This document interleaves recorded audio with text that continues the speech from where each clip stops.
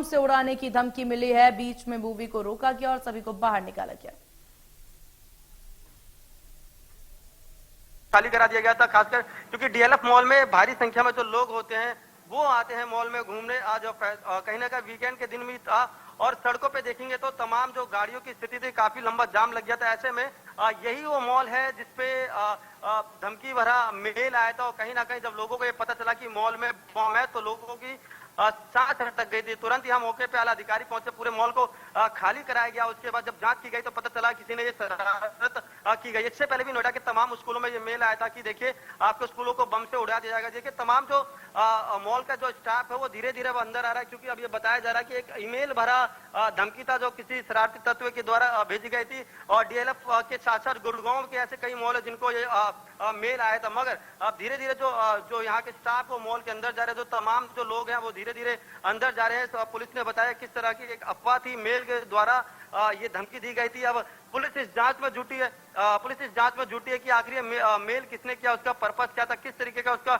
Intention था। मगर इससे पहले हमने देखा किस तरीके से नोएडा के भी स्कूल में यही मेल आया था, जिसमें ये बताया गया था कि स्कूल को बम से ऐसे में स्कूल के प्रबंधक भी लोग काफी परेशान हो गए थे। मगर सोचिए 15 अगस्त अभी गुजरा और इसके बाद इस तरह की अगर कोई मेल मिलता तो कहीं ना कहीं प्रशासन के भी हाथ पैर फूल जाते हैं। ऐसे में सबसे पहले जो प्रायोरिटी थी प्रशासन की और मॉल के अधिकारियों की, जो प्रबंधक है उन्होंने तमाम लोगों को मॉल से बाहर निकाला और ये कहा कि फिलहाल आप मॉल के बाहर जाइए। सुरक्षा के पर्पज से जब ज्यादा जांच जुटाई गई तो पता चला कि जो डीएलएफ का जो मेल अकाउंट यानी जो ईमेल आईडी है वहां पर किसी ने ईमेल भेजकर धमकी दी थी कि आपके पूरे डीएलएफ बिल्डिंग को बम से उड़ा दिया जाएगा। ऐसे में सोचिए कहीं ना कहीं 15 अगस्त के बाद अगर इस तरह की सूचना आती है तो लोगों के अंदर भय तो होता है। वहीं नोएडा, क्योंकि नोएडा का सेक्टर 18 जो मार्केट है, जो सेक्टर 18 ये पूरा भीड़ भरा इलाका होता है। यहाँ आए दिन लाखों लोग शॉपिंग के लिए आते तो कहीं ना कहीं एक बड़ी दुर्घटना भी हो सकती, भगदड़ का माहौल हो सकता था। मगर मॉल प्रबंधक और जो नोएडा पुलिस के द्वारा एक लोगों को समझाया गया कि आप लोग बाहर चेकिंग की जा रही है सिक्योरिटी पर्पस से। आप रहिए। गुलशन मेरे साथ में जुड़ गए हैं, गुरुग्राम से लाइव हैं। एमबीएस मॉल को भी बम से उड़ाने की धमकी मिली है, क्या कुछ जानकारी गुलशन अब तक? देखिए फिलहाल मौके पर गुरुग्राम पुलिस और बम स्क्वाड जो दस्ता जो है वो मौके पर मौजूद है। इस समय जिस तरह से गुड़गांव के एम्बियंस मॉल को मेल के जरिए बम से उड़ाने की जब धमकी मिली तो उसी समय जो मॉल प्रबंधन है उन्होंने गुरुग्राम पुलिस को इसकी तुरंत सूचना दी और उसके बाद जो बम निरोधक दस्ता है और चाहे वो दमकल विभाग है, गुड़गांव पुलिस का विभाग है, वो तमाम मौके पर पहुंचा और इस समय चारों तरफ जो है अफरा तफरी का माहौल मचा हुआ है, क्योंकि जो गुरुग्राम का एम्बियंस मॉल है वो काफी एशिया का सबसे बड़ा जो मॉल है वो माना जाता है। ऐसे में यहाँ पर बम से उड़ाने की जो धमकी जो मिली है उसके बाद से तमाम जो लोग एम्बियंस मॉल में पहुंचे हुए थे और वो भी कहीं ना कहीं उनमें भी अफरा तफरी का माहौल जो है इस समय देखने को मिल रहा है।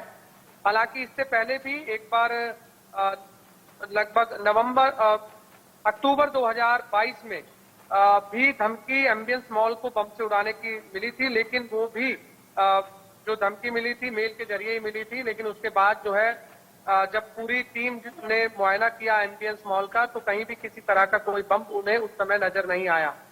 तो अब जिस तरह से मेल के जरिए एक बार फिर गुरुग्राम के एम्बियंस मॉल को बम से उड़ाने की धमकी मिली है, तो एक बार फिर से गुरुग्राम पुलिस हो या बम निरोधक दस्ता हो या दमकल विभाग की टीम हो, तमाम इस समय एम्बियंस मॉल में मौजूद हैं। सभी लोगों को जो बाहर निकाल दिया गया है, जो भी एम्बियंस मॉल में चाहे घूमने आए थे, क्योंकि यहाँ पर एक 5 स्टार होटल भी है जिसे लीला होटल के नाम से जाना जाता है और उसमें भी काफी जो लोग हैं वो रुके हुए थे, तो उन्हें भी सकुशल सभी को बाहर निकाल दिया गया है। और इस समय जो एम्बियंस मॉल के जो बाहर की तस्वीर है वो इस समय यहाँ तमाम जो लोग जो घूमने आए थे उस समय वो बाहर ही मौजूद हैं और जो तमाम टीमें हैं जो प्रशासन की तरफ से है वो इस समय अंदर मौजूद हैं। तो सभी जो टीमें हैं इस समय अंदर ये जांच कर रही है जिस तरह से मेल के जरिए बम से उड़ाने की जो धमकी मिली थी।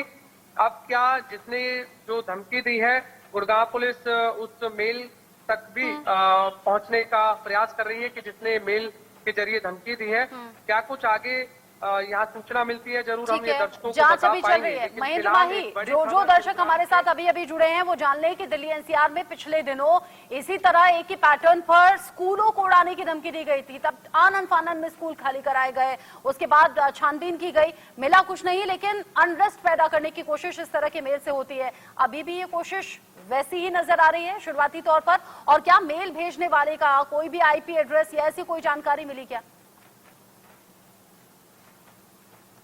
देखिए, अभी कहीं ना कहीं हम कह सकते हैं कि जिस तरह से पहले 2022 में जब एम्बियंस मॉल को बम से उड़ाने की धमकी मिली थी तो काफी मशक्कत जो है जो गुड़गांव पुलिस हो, बम निरोधक दस्ता हो, तमाम टीमें हो, उन्होंने की थी, लेकिन किसी भी तरह की कोई वहां पर कोई बम जो है किस तरह का नहीं मिला था। लेकिन इस बार भी इसी तरह की सूचना जो है फिलहाल सामने आ रही है कि जो मेल के जरिए बम से उड़ाने की जो जरूर धमकी दी गई है, लेकिन क्या कोई बम इस समय क्या एम्बियंस मॉल के आसपास कोई रखा गया है या अंदर किसी कोने में रख करके मेल के जरिए धमकी दी गई है, ये तमाम जो फिलहाल जांच है वो इस समय गुड़गांव पुलिस कर रही है। लेकिन